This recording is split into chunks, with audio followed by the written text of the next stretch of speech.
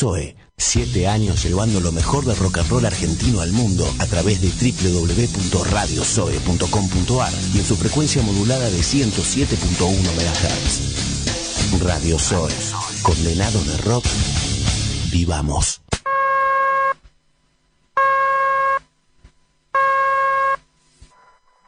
Usted se ha comunicado con el Jardín de los Presentes.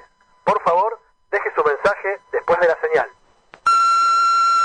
Hola, soy el Viejo, cantante de La Perra que los parió, y quiero invitar a todas y a todos los oyentes de El Jardín de los Presentes a que este sábado se acerquen a El Emergente en Almagro, a Cunha Figueroa 1070. Vamos a estar tocando, es una fiesta de entrada libre, de barra económica, va a estar buenísimo para festejar este diciembre que ya tenemos encima. Vamos a estar compartiendo la fecha junto a Los Cachitos, junto a Heresiarcas, que son dos bandas amigas, y también vamos a estar haciendo debutar a un tributo al fabuloso Cadillac, en el que va a estar entonando también quien les habla, así que va a ser una fiesta completa, más que invitados e invitadas, sábado 7 de diciembre en El Emergente de Almagro, así que un abrazo grande. Bueno, acá Ciro, de la banda Décima, banda del oeste. Estamos celebrando 13 años de vuelta, porque ya estuvimos tocando en La Tangente. Ahora lo celebramos en Santana Bar, Presidente Perón, 414, en Ramos Mejía, este sábado a las 11 y media de la noche.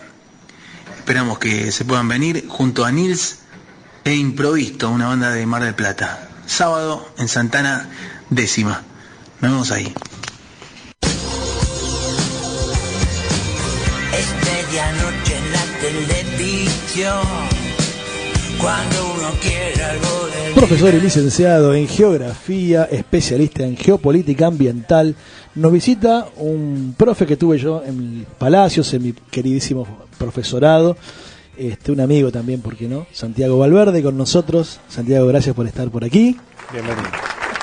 Bueno, muchas gracias antes que nada por la invitación a Mariano, que conozco ya hace bastante tiempo, al recibimiento acá de los muchachos, Maxi que me dio unos mates y la verdad me recibieron muy bien y un gusto estar en esta radio que sé que como todo la llevan a pulmón, que no es fácil este momento. Así es, vos sabés que nos gusta cada tanto también invitar a los profes, ¿no? Que tienen cosas para decir interesantes. Vino por acá Gabriel Sibinian, estuvo también Gabriel Rabano. Sí.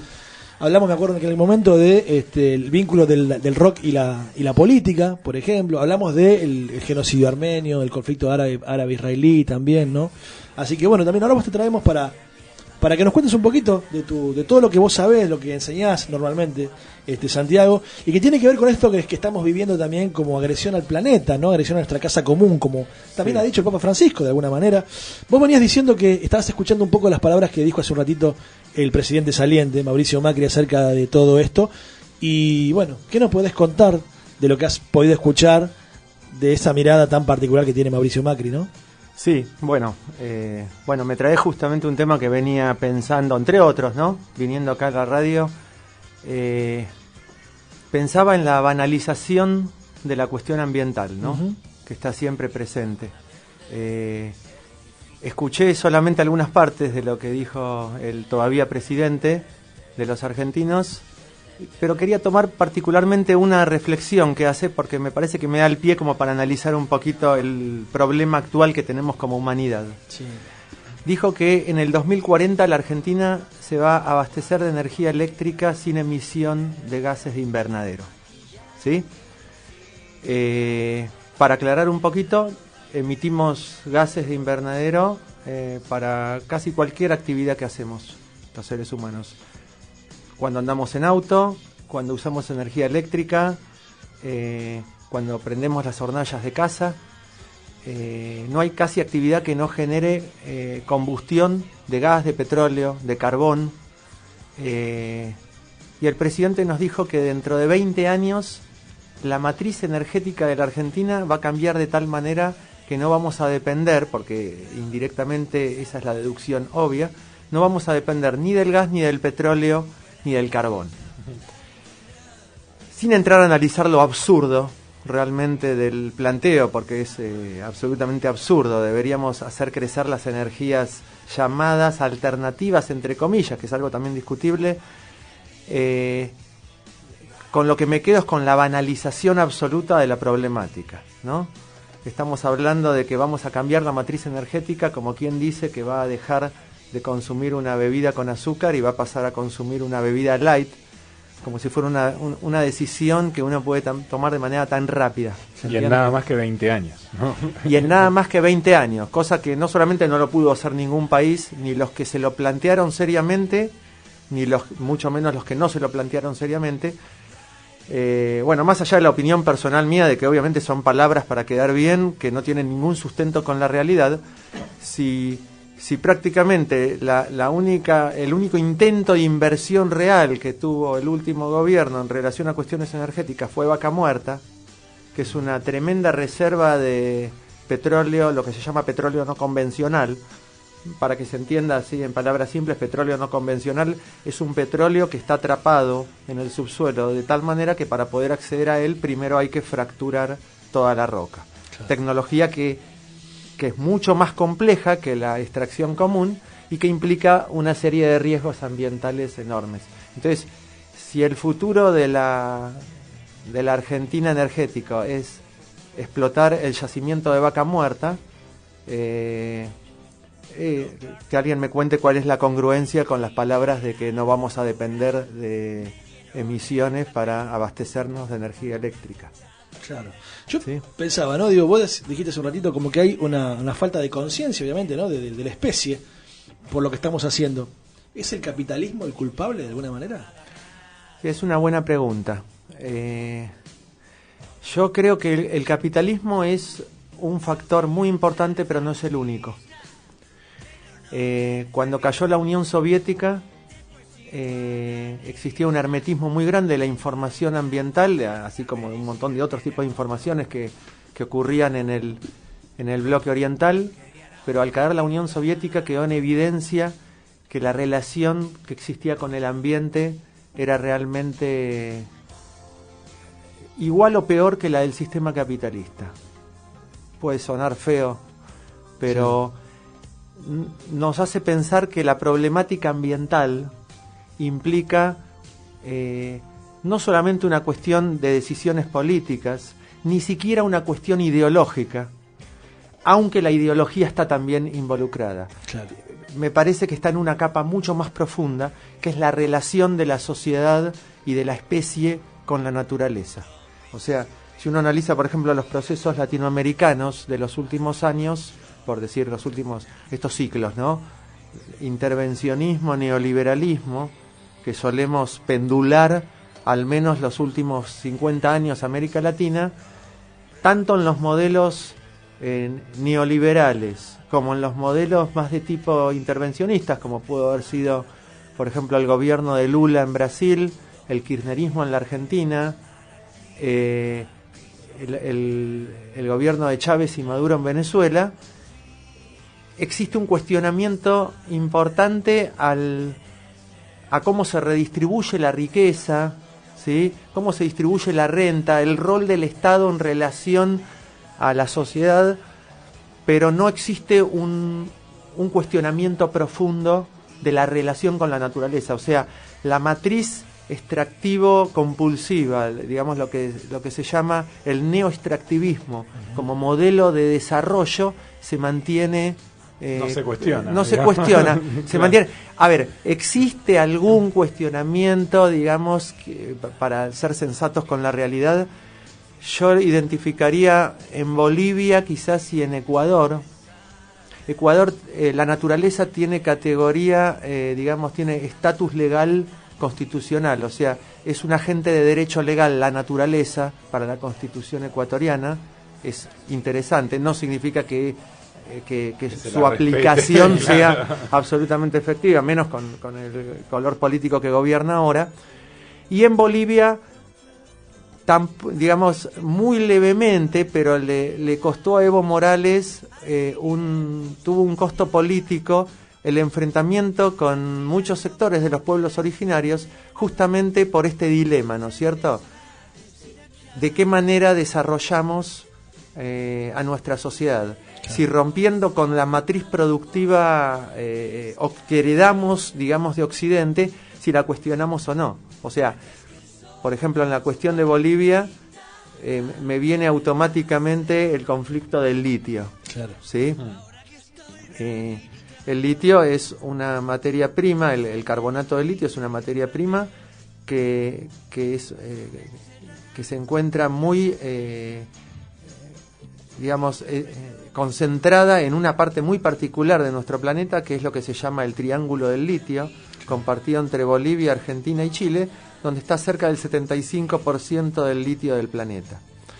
El gobierno de Evo Morales tuvo una actitud que consiste básicamente en la explotación masiva del litio, pero que la mayor parte de la renta de la explotación del litio quede para Bolivia y se distribuya, digamos, en intereses que llegan de alguna manera al pueblo boliviano, y además con un proceso de industrialización de esa materia prima.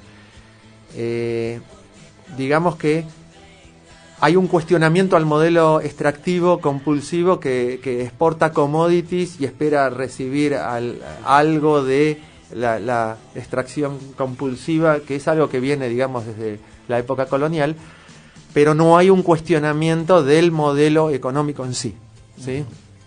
Claro, sí, bueno, esa es también de las cosas que uno, sí, no digo, porque atrás del golpe de Estado, inmediatamente después, ¿no? Pasados los días, ya se empezó a hablar también de los recursos naturales, se empezó a hablar del litio en particular, ¿no? Y también cómo los grupos financieros, por supuesto financiados, los grupos económicos del lugar, financiados muchas veces por el imperio, es también el que está de alguna forma tras esos intereses, ¿no? Entonces digo, también cómo tiene que ver esto que conversamos también de forma preliminar, ¿no? Santiago, digo, la geopolítica en todo esto, ¿no? Cómo también en el medio ambiente, en la agresión a nuestra casa común, lo digo de vuelta, también están intereses económicos poderosos. Por eso también te preguntaba sobre el capitalismo, ¿no? Y también me hace preguntarte de paso qué rol tremendo que tuvo Bolsonaro cuando se originaron los incendios en el Amazonas, ¿no? Esta idea por lo menos de no hacer nada, ¿no? Sí. Digo, también hay un poco una respuesta económica, me parece, ante esa quietud, ¿no? Sí, obviamente toda quietud es un posicionamiento, claro, ¿no es cierto? Sí, yo pienso en Bolivia, vos me traes acá a Bolsonaro, y bueno, Bolivia comparte justamente también la selva amazónica con Bolsonaro, y sí, absolutamente, está todo relacionado. O sea, tratando de hacer un poquito esta relación a la que te referís, yo creo que en parte el golpe de Estado en Bolivia no hubiera sido posible si no hubiéramos tenido un Bolsonaro y un Macri en las dos potencias regionales, entre comillas, para lo que es la región latinoamericana, mirando ahí al lado. Pero yo diría que no hacer nada es justamente, siempre está del lado del libre mercado, ¿no? Porque justamente el libre mercado lo que plantea es el retiro del Estado, que es de alguna manera un eufemismo, porque en realidad no existe retiro del Estado, es un Estado que se pone al servicio de intereses geopolíticos. Toma una postura respecto a absolutamente. Claro. Es que desde el vamos, cuando la sociedad va evolucionando en su organización social, pasa de modelos, digamos, tribales, y se va complejizando hasta la conformación del Estado. Es demasiado importante la conformación del Estado para plantear que con una teoría económica, como puede ser el neoliberalismo, que el simple retiro del Estado va a reorganizar problemas. Por algo la humanidad estuvo en un proceso de tantos siglos para generarlo. Y el tema del Amazonas es un tema complejo. No sé si recuerdan que en la época de la campaña Bolsonaro aparecía con una motosierra mostrando que él no tenía ningún problema en cortar los árboles que haya que cortar.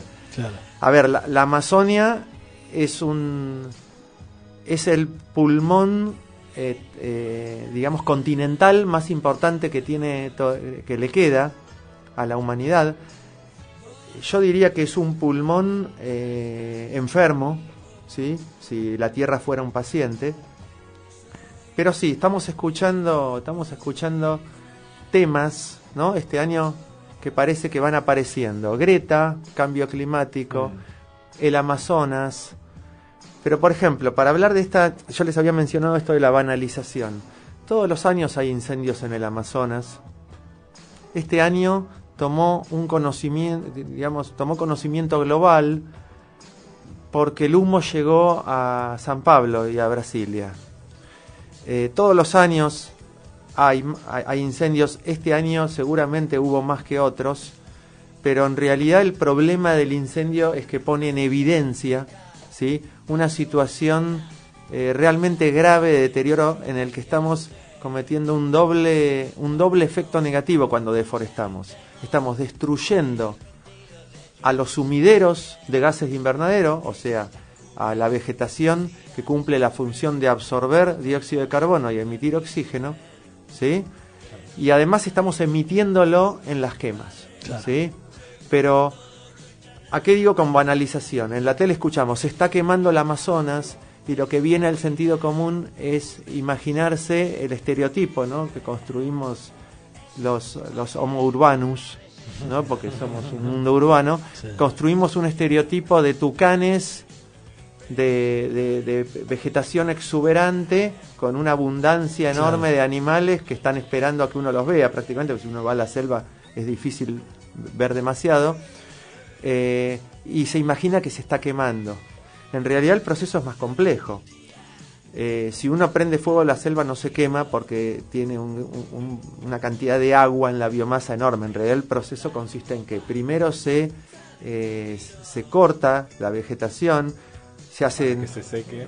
Claro, se hacen talas selectivas muchas veces o talas arrasando directamente superficies muy grandes, y se espera que se seque esa vegetación y después se producen quemas intencionales para poner en disponibilidad de la agricultura, de la ganadería, claro, ese suelo.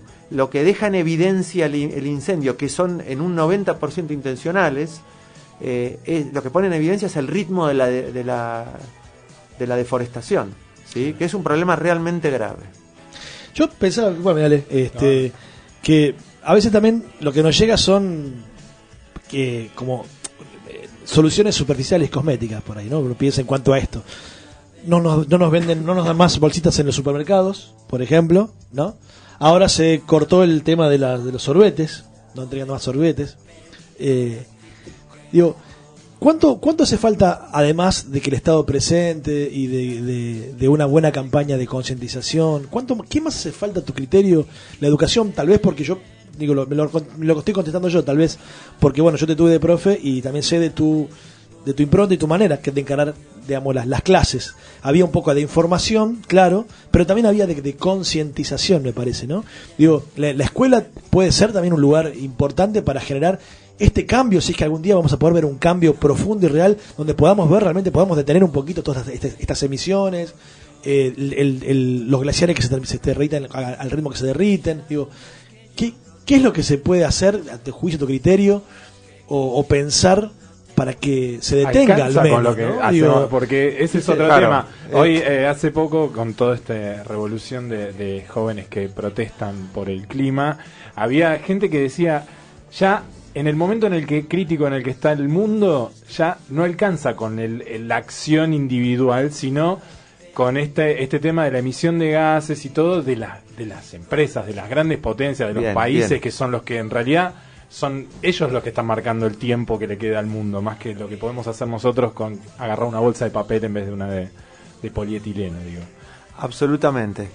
A ver, sí, existe una banalización completa del problema ambiental. Mariano me preguntaba recién por el capitalismo. De alguna manera el capitalismo se apropia de un discurso ambiental para seguir vendiendo, pero no logra cuestionarse la gravedad de sus efectos sobre la cuestión ambiental. Es cierto, yo creo que es fundamental concientizar, es importante reciclar, es importante reducir el consumo de agua. Hay muchísimas cosas que como individuos podemos hacer. Son una parte, pero es absolutamente insuficiente.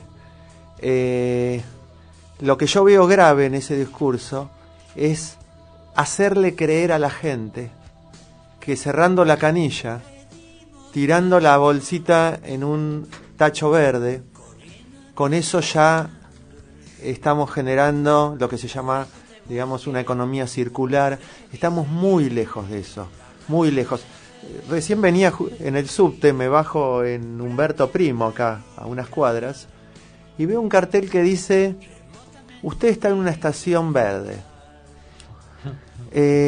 Digo, venía pensando un poco esto, ¿no? Y de qué íbamos a charlar acá. Primero, qué bueno que hay un cartel que te lo anuncia, porque si no, porque la verdad realmente no me había dado cuenta, ¿no? Hay un cartel que me lo anuncia, cartel que debe haber consumido por lo menos 100 litros de agua virtual para ser construido. Agua virtual es el agua que hubo que consumir en todo el proceso productivo. Entonces leo a ver a qué se está refiriendo, y bueno, resultó ser una estación verde porque se separan los residuos que tira la gente en la estación. Y me puse a pensar, ¿no? El subte funciona con energía eléctrica. En la Argentina, casi el 60% de la energía eléctrica que consumimos viene de fuentes térmicas. O sea que para producirla quemamos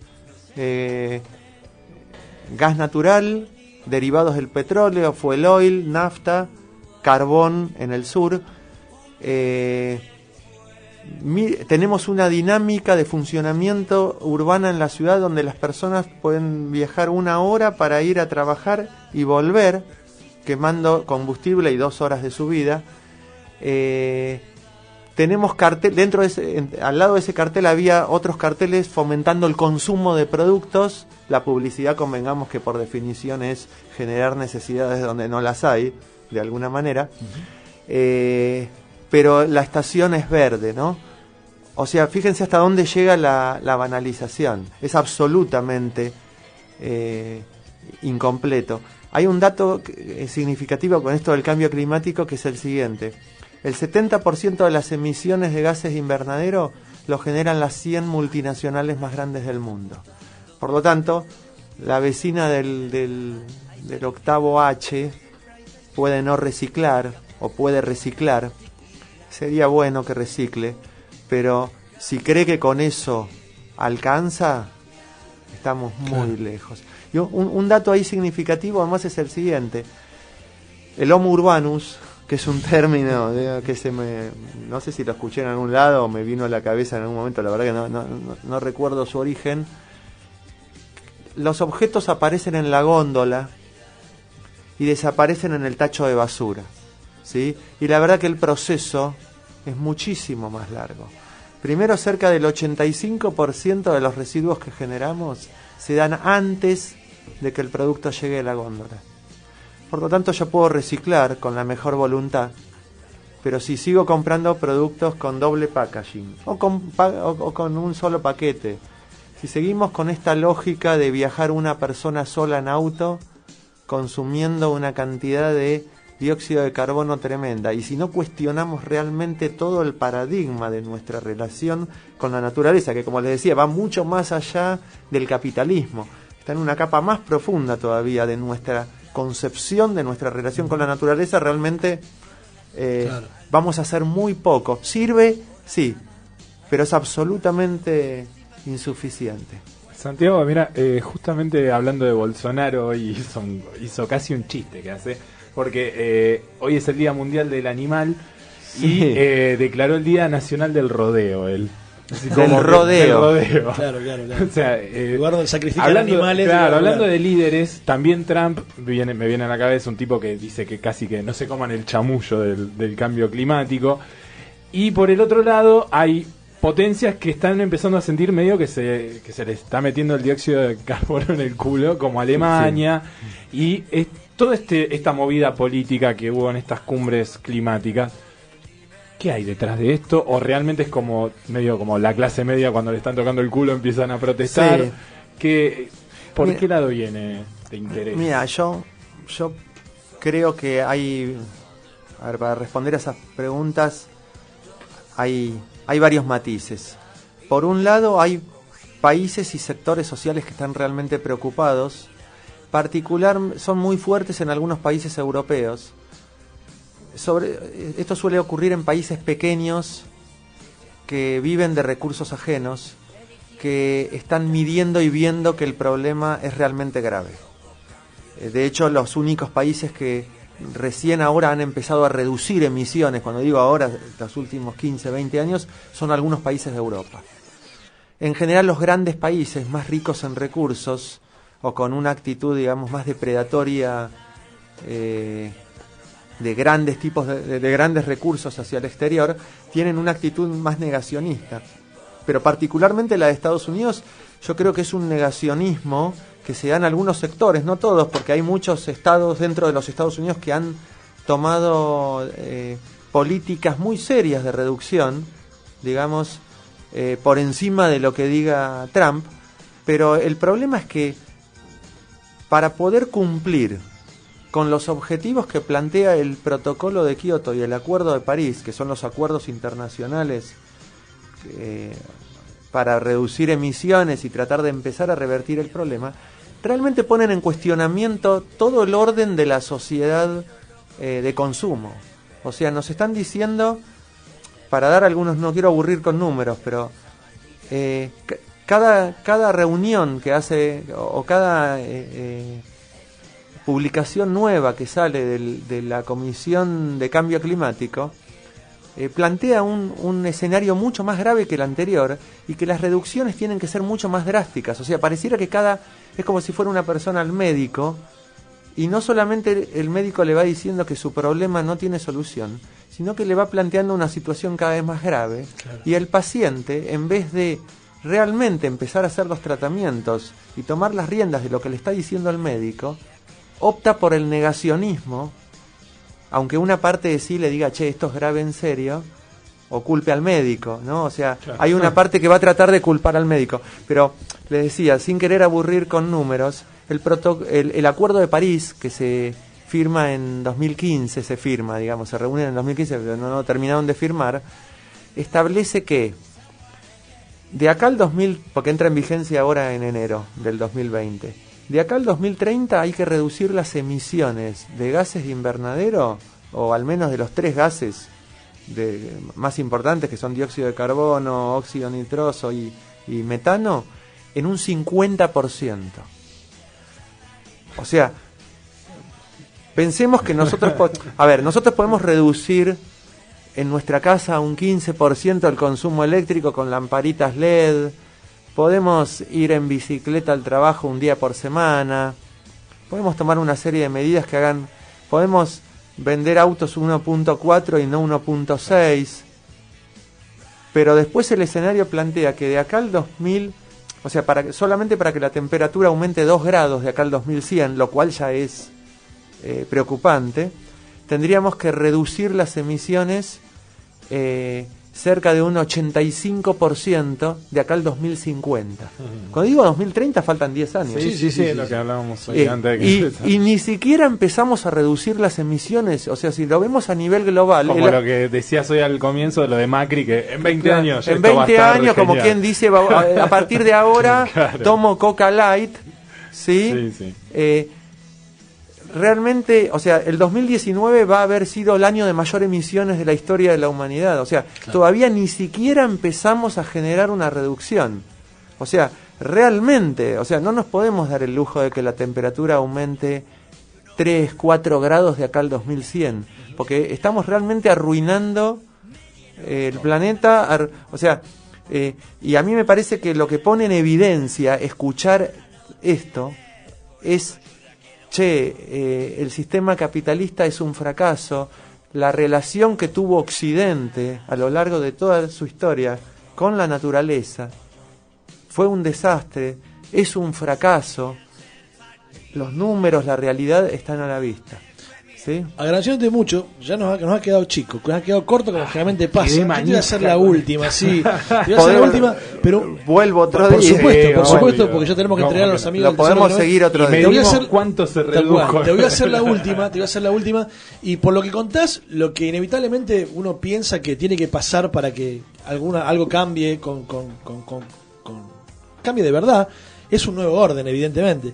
Y los jóvenes tal vez que tengan un poco la posibilidad y sean un poco esos portadores de ese nuevo orden y esa nueva esperanza al menos. Y te quiero preguntar brevemente, si se puede, que me hagas un resumen de tu pensamiento acerca de este personaje que apareció, esta jovencita, Greta Thunberg, ¿no? Sí. Que apareció hace muy poquito, que sigue dando que hablar, estuvo en la cumbre de cambio climático en Madrid, que se hizo hace unos días, vino después de estar en barco 16 días, porque bueno, justamente para estar en contra del tráfico aéreo y demás. ¿Cuál es tu mirada? Porque le han pegado de todos lados, algunos la defienden. ¿Cuál es tu mirada puntual de Greta? Como joven, como militante. Sí. ¿Cuál es tu mirada? Gracias por lo de joven, ¿no? Algunos me dicen que soy ex joven en mi ámbito familiar, pero el bueno, espíritu es muy, bueno, sí, yo creo que el caso Greta pone en evidencia que existe un movimiento joven, podríamos catalogar como ecologista ambientalista, que se da cuenta de la gravedad del diagnóstico y le está diciendo, digamos, a los líderes mundiales y a las generaciones de mayor edad, che, esto así no se puede más. O sea, es evidente que cuando surge una persona como esta chica, que más allá de la además cuestión mediática, reclaman el mundo que les pertenece, digo, que viene para ellos, de alguna manera. Hay un concepto que se llama tiranía intergeneracional, ¿no? Que es esto de sacarle a quienes todavía no nacieron derechos. Porque con la sobrepesca le estamos quitando derechos a quienes todavía no nacieron.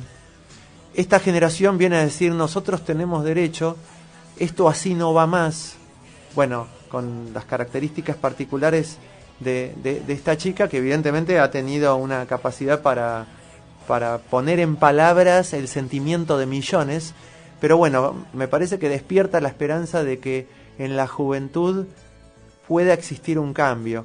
Igual vuelvo a repetir, es importante tomar conciencia que este cambio tiene que ser un cambio realmente profundo, que haga que reduzcamos nuestra huella ecológica, o sea, la huella que dejamos en el planeta, en el carbono, en el agua, en el suelo, en todo lo que consumimos, realmente muchísimo menor. Y no tiene otra opción ese mundo que pueden estar pensando, o que todavía no está materializado en una teoría, pero que en algo va a ir derivando.